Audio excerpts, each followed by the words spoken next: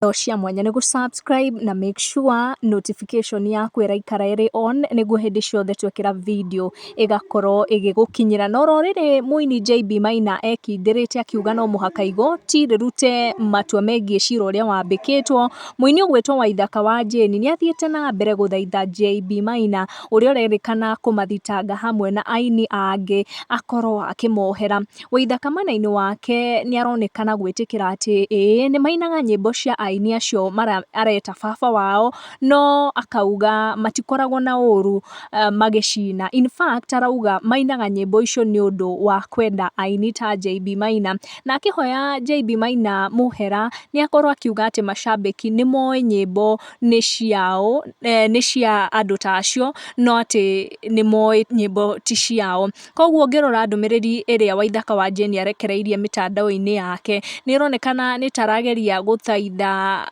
mũmũthitangi nĩguo makorwo magĩtatua thĩna ũyũ nja wa igoti, nĩ ũndũ ũkoretwo ũgĩthiĩ na mbere gũkũ kwa social media, andũ aingĩ marĩ gatũ makĩgeria ku air their views on that, ona ithuĩ tũkageria gwĩka nyamũ ĩno nĩguo tũgerie kũmenya nĩ atĩa, no nĩ ũndũ ũrathiĩ na mbere igoti-inĩ. Tũgũgũkinyia hau, make sure nĩ wa subscribe na wa turn notification yaku on. Tũcemanie in our next video.